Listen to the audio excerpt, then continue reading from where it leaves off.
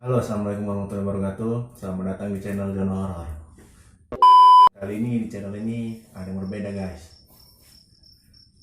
Perbedaannya ialah kali ini kita langsung ngomong di depan kamera nih.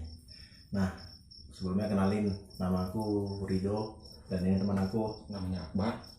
Nah, jadi kali ini kami berdua sampai ke depannya, sampai seterusnya bakal nemenin kalian-kalian semua di channel Jono Horor ini, tentunya dengan cerita-cerita horor yang menarik yang akan kami bahas dan kami kupas. Selain cerita horor juga kita bahas apa? Bisa juga kita membahas cerita horor dari kalian-kalian semua. Bisa kirim melalui DM dari Instagram. Ada Instagram official kami, Zona Horor. Jadi kami bisa mengulik cerita horor dari kawan-kawan semua. Dan juga cerita konspirasi ya? Ya, konspirasi, misteri. Konspirasi. Jadi selain horor kita juga akan nanti bahas konspirasi, misteri, pokoknya yang berkaitan dengan misteri-misteri lah gitu, horor, mistis gitu ya.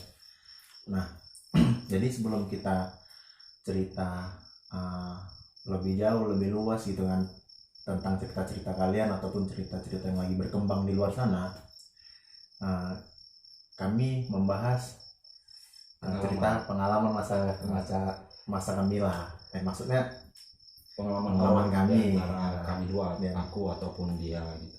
Pengalaman kami berdua gitu loh, pengalaman horor kami berdua gitu. Nah, Jadi langsung aja kita mulai cerita horor. Mungkin kita awali dengan cerita Bang Rido dulu ya Bang ya. enggak, aku dulu nih, aja dulu. Kau aja dulu. Ceritaku horor kali soalnya. Udah, kau aja dulu. Jadi yang Boy, kau nih ada nggak pengalaman horor kau waktu kau kecil atau ya baru-baru kejadian inilah? Oke. Coba kau ceritakan dong. Ya, aku cerita tentang dari pertama kali aku mengalami yang namanya mistis ya. Dulu pernah masih kecil tuh, umur 5 tahun, belum sekolah, masih TK ya 5 tahun ya. Jadi aku tuh pernah yang namanya ngalamin tidur, tapi antara mimpi dan tidak. Pada saat tidur itu di daerah rumahku tuh ada pengajian terkenal banget, pengajian tauhid. Rumah kita kan sama. Iya. Kira-kira. Iya, kau kan tahu ya kan? Ya mungkin yang lain belum tahu. Oh, iya. Jadi ada namanya pengajian tauhid itu lumayan ternama lah kok di Medan. Namanya yang mengajarkan disebut aja dengan kiai. Jadi itu tempat pengobatan ya yang bisa yang orang-orang kesurupan, ruqyah segala macam gitulah. Jadi entah kayak mana tiba-tiba pada saat aku tidur itu aku mimpi di kediaman rumah kiai ini ngalami gempa, bukan di tempat aku, bukan di rumah aku, Tapi di rumah kiai itu. ya ini ya. Rumah kiai ini kayak pendopo gitu ya, Pendopo, pengajian pengajian, iya, pengajian tauhid. Nah, Jadi rumahnya itu ngalami gempa, dan gempanya itu cuman ya dulu dia ada kolam-kolam, jadi kolam-kolamnya itu semua naik airnya sampai ke rumah-rumahnya. Dan pada saat itu aku ingat aku digendong mamaku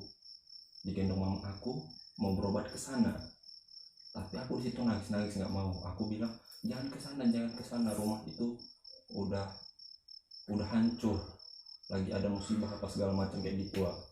Pada saat itu aku nggak sadar, dan itu rupanya aku di alam bawah sadar. jadi Bahwasanya aku ceritanya, tunggu dulu. Ceritanya ini kau lagi di dalam mimpimu. dalam mimpiku Kau tidur maghrib. pas maghrib aja. Dan setelah kejadian itu kan berobat, lalu aku antara iya dan tidak lah kan, bahwasanya aku diceritai orang tua, diceritai mamaku kan cerita sama Pak Kiai ini. Terakhirnya kan jadi berobat ke tempat Pak Kiai itu. Jadi Pak Kiai itu menyampaikan ke mamaku menyampaikan ke aku kan gitu, bahwasanya aku diculik genderuwo katanya. Diculik genderuwo. Iya, dan sedang bermain-main dengan makhluk halus Di gitu. alamnya gitu, di alamnya. Tapi aku nggak ingat sama sekali diculik dan bermain apa, nggak tahu, entah bermain bola pas aku juga ya kan. tapi aku nggak tahu sama sekali rumahnya. Lupa ya. Dan yang paling jelas di situ kata mamaku pada saat maghrib itu aku tidur mulutku keluar buih boy. Keluar duit. Buih, jadi macam keracunan gitulah mungkin kan. Serius loh? Iya, maghrib. Dan pada saat itu aku nggak sadar bahwasanya aku ngeluarin buaya apa segala macam. Mungkin setelah kejadian itu aku nggak, cuman ya namanya udah lama antara ingat dan tidak, cuma itu masih membekas. Bahkan tetangga sekarang pun di situ Masih pada ingat lah masih kejadian pada itu. tahu bahwasanya kau dulu pernah kesurupan Gar, kau dulu pernah sampai nangis mamamu gara-gara mengobati kau, kayak gitu. Jadi kamu sekarang pun masih ingat bahwasanya aku tuh pernah punya cerita itu. Karena kawan-kawan situ sampai tahu semua boy, satu gang boy, bahwasanya aku dulu sakit itu lama, bahwasanya mungkin sehari itu biar nggak sadarkan diri. Pantes nama gue jadi Akbar Surup sekarang. Kalah kan. Gak gitu. Jadi aku sebenarnya cuman ya tentang mistis ini antara iya dan tidak, Antara percaya sama enggak. udah besar gini pun sering nampak yang kayak gitu, cuma nggak terlalu wah apa nih kan gitu, nggak terlalu bawa kejar apa segala macam. Jadi ya kayak gitulah.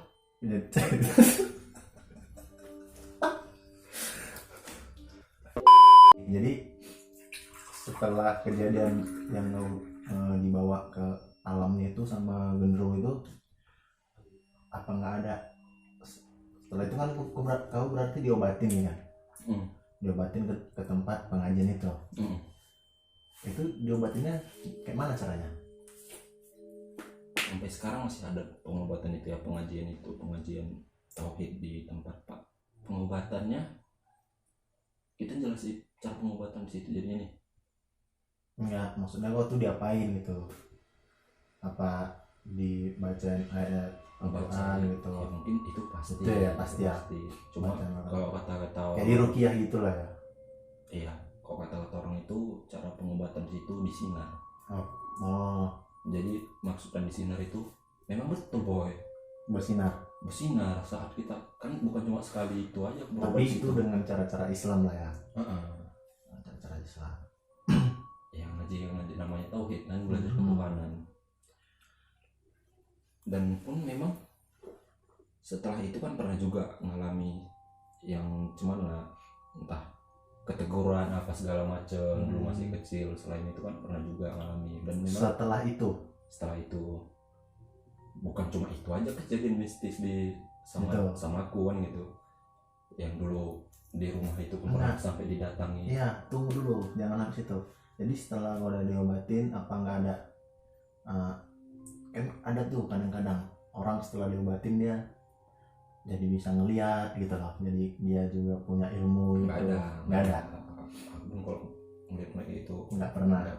pernah cuma untuk kemampuan melihat itu nggak ada. Bukan berarti nggak pernah lihat. Itu Berarti pernah ngelihat? pernah lah ngeliat cewek.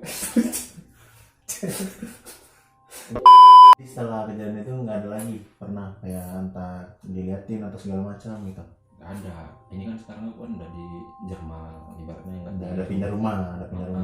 Kalau di kejadian lamanya kan aku di Serotan itu kan. Di rumah lama. Kalau kejadian mistis banyak lah Di rumah lama.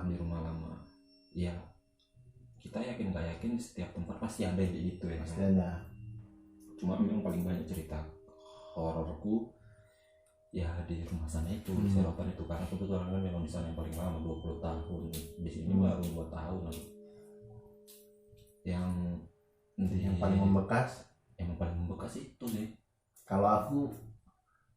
Kalau kawan-kawan aku nih banyak tuh biasanya kayak ditindihin genderuwo. Itu juga aku pernah tuh. Pernah, tapi nggak tahu kita ditindihin. Yang namanya ditindihin pasti kan genderuwo ya. iya karena ada juga nih yang lihat katanya udah ditindihin terus kebangun mukanya kelihatan warna merah gitu, ada yang enggak. Tapi kalau ditindihin pernah sering. Nggak sering lah, Pernah ya. beberapa kali, bahkan bukan cuma di rumah itu ya, di rumah orang juga pernah. Di rumah orang juga pernah. Pernah. Di rumah siapa tuh? Parlir, kenal kalian Parlir? karena orang ini di rumah kawan. Di rumah kawan, ya kawan gua juga lah. Itu siang-siang tuh. Siang aja dulu. Jadi aku mau nanya juga nih sekarang respon kawan-kawan ini tentang ditindihin itu. Respon kau juga lah. Menurut kalian ditindihin itu soalnya ada yang bilang kan itu apa ya, cuman ya reaksi badan kita karena kecapean, ada yang bilang kayak gitu ya kan, dari ilmu-ilmu IPA kayak gitulah. Soalnya siang-siang dan itu rame orang, memang pada saat itu aku tidur. Jadi kadang antara iya dan tidak, soalnya kita tahu sama tahu yang namanya jin, setan itu kan kita sama-sama tahu lah kalau kita membacakan surah-surah Al-Quran itu musuh mereka ibaratnya gitu kan, cuma namanya. Jadi pada saat aku ketindihan itu semua dibaca lah, semua dibaca ya. Al-Fatihah yang baca kau. Iya, cuma memang heran ya pada saat ketindihan itu kita tidak bisa mengeluarkan suara. Jadi ya paling gitu nggak ya. suara gitu kayak padahal menjerit-jerit minta tolong nggak keluar suara gitu. Sadar tapi cuma kayak nggak bisa mengekspresikan gitu badan semua nggak bisa bergerak, berat lah di atas kayak gitu. Tapi itu katanya ada juga, aku pernah ngeliat YouTube kan, YouTube atau baca-baca di internet. Itu sebenarnya kita mengalami kejang otak. Itu yang kalau nggak salah, itu yang aku bilang tadi. Kalau menurut aku ya, yang aku pernah baca penjelasan ilmiahnya itu kita mengalami kejang otak yang dimana otak kita tuh mati, lumpuh di situ. Nggak tahu sih, nanti bisa kalian lihat di Google. Pada saat kejang otak itu, namanya otak itu kan semua saraf kan digerakkan oleh otak. Kalau menurut aku, kalau misalnya namanya kejang otak, otomatis kau nggak bisa ngucap apa-apa dong. Ya sih, cuma itulah tadi kayak gitu loh bahasanya. Nanti kalian lihat di Google lah. Tapi pernah juga sih kalau pengalaman mamaku ya. Pengalaman mamaku juga banyak nih. Iya. Orang apa kunangnya mamaku sama mamaku langsung. Mamaku sama mamaku di sini. Iya. Nanti kalau ini mencapai 1000 tayangan, kita undang mama kita. Soalnya mama aku kan buat sumpah itu sampai jam 1 malam, jam 2 malam di rumah sana. Boleh lah orang nih, nanti kalian komen. Kalau kalian setuju, kami undang. Mamaku banyak tuh cerita orang. Mama kami kemari. Namanya orang tua ya kan.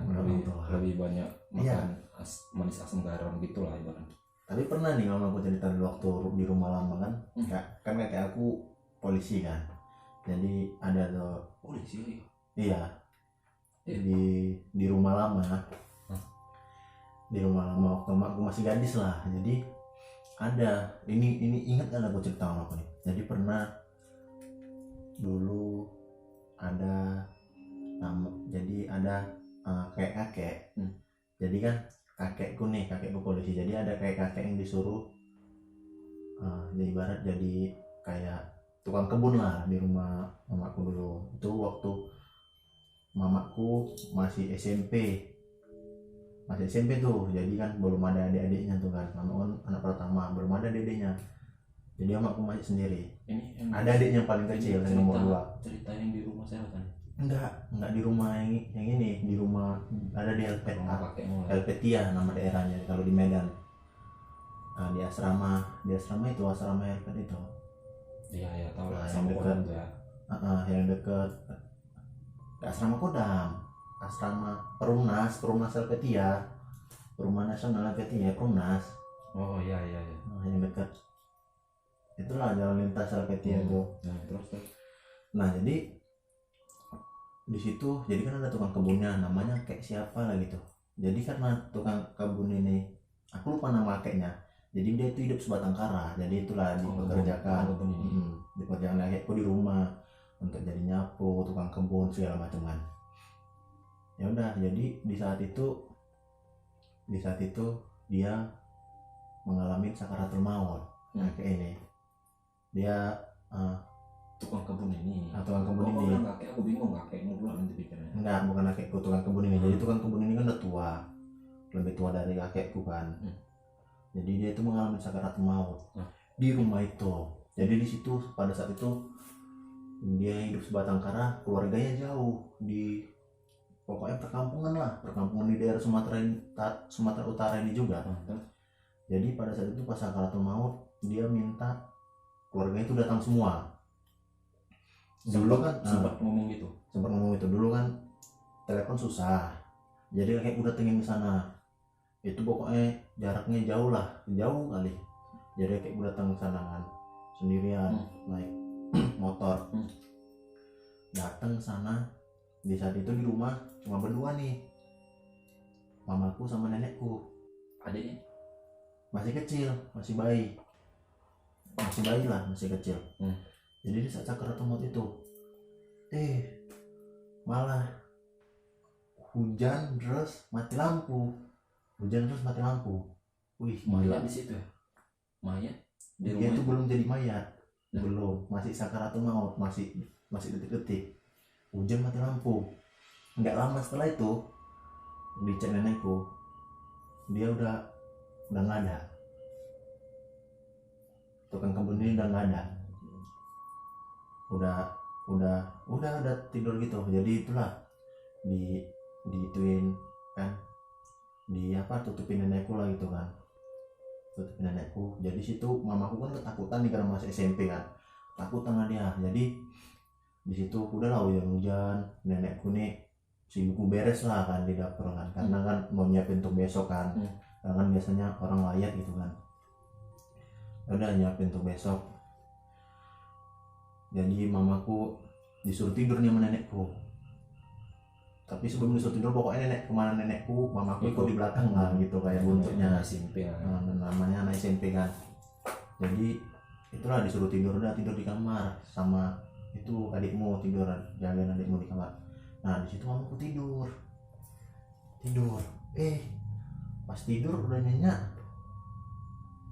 Jadi dia tuh ditindih. Wih, aku merinding, serius aku merinding. Dia ditindih, boy. Ini serius nih, nyata nih dia cerita. Dia ditindih tuh. Tahu ini dia siapa? Tukang kebun itu. Wujudnya. Wih, aku merinding, serius. Aku merinding. Jadi maksudnya kok bisa tukang kebun itu yang itu nggak tahu. Maksudnya arwahnya di situ. Maksudnya yang cerita dia ditindih tukang kebun ini melalui mamamu yang tahu apa nenek? Mamaku. Berarti sadar. Mamaku langsung terbangun karena badannya nggak bisa bergerak. Nengok ke kanan ke kiri nggak bisa. Dia tidurnya telentang. Sama aku juga dia tidurnya telentang gini kan, tidur telentang. Itulah makanya. Sebentar, aku dulu cerita nih. Dia tidurnya telentang. Jadi perutnya tuh ditindih itu. Ngelihat orang kayak itu duduk di perutnya. Mau nangis nggak bisa, mau jerit nggak bisa. Mau jerit nggak bisa. Baca apapun nggak bisa. Wih, kau udah lah kayak berontak itu, keringat dingin. Mamaku cerita, keringat dingin segala macam, mau jerit nggak bisa. 5 menit, entah gimana lah pokoknya kan, 5 menit panjang cerita, barulah itu bisa nangis sama aku jerit-jerit. Itulah menceritakan nenekku datang nenekku ke kamar kan, terus ceritakan bahwasannya dia ditindih ini, dia nampak wujudnya gitu. Nenekku nggak percaya, namanya anak kecil kan, ngomong anak SMP. Ya udah disuruh tidur lagi, ditemenin lah tidurnya sama nenekku, temenin sampai tidur. Ya udah besok paginya udah rame orang bangun sama aku. Tapi yang cerita ketindihan ini itu serem tuh. Jadi nampak wujudnya. Sesampainya kakekmu keluarganya datang. Paginya itu orang udah rame, udah datang keluarganya, tetangga-tetangga. Berarti kakekmu juga udah di sini. Iya, udah nyampe. Gitu. Kami kalau nggak salah tuh perjalanan ke daerah rumah keluarga tukang kebun ini sekitar 6 jaman gitulah. 6 jaman. Iya, ini juga cerita ketindihan ini kan. Memang kalau kita ketindihan itu pasti pada saat tidur telentang, ya enggak? Iya, Ya enggak? pasti tidur terlentang. Nah, kenapa enggak pada saat kita mereng pernah ketindihan? Aku sering sih ketindihan, mungkin kalau dari 5 kali lebih, ya pada saat tidur telentang. Iya, tak kenapa gitu ya. Tapi memang itu kalau kita kejadian di situ pasti serem kan. Serem dengar ceritanya, Dengan serem. ceritanya merinding ya, gila. Itu sih kalau pengalaman aku. Kalau pengalaman aku waktu apa ya, naik gunung. Oke kawan-kawan, video naik cerita orang naik gunung kita akan lanjut di video selanjutnya ya. Jadi nanti ada part 2 nya nih Ya. karena juga ini kita udah jam berapa nih? Udah jam 2:30. Kita nih ngetik video malam-malam jam 2:30. 2:30 nih sekarang. Jam Jadi 2:15. jadi kawan-kawan, jangan lupa di like dan subscribe ya channel ini agar kita bisa terus apa sih namanya, bisa terus menjadi lebih baik lah, bisa terus menjadi lebih baik untuk Follow juga Instagram kita, ada zona horor. zona horor di sini, dan juga Instagram aku Rido sini. Gak punya Instagram. Nggak punya Instagram, yakin deh. Pokoknya itulah, pokoknya jangan lupa like, subscribe, komen, suka tinggalkan komen apapun ya. Jadi buat nonton semua, kami berdua mohon pamit, sampai jumpa Di part 2 nya.